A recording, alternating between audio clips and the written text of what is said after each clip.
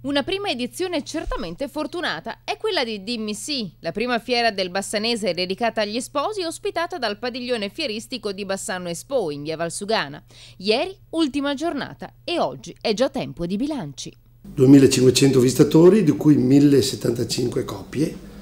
Pensate, in un weekend penso che sia un dato importante. Espositori contenti, visitatori ci hanno fatto i complimenti. Questo sarà un evento da rifare il prossimo anno, a settembre senz'altro.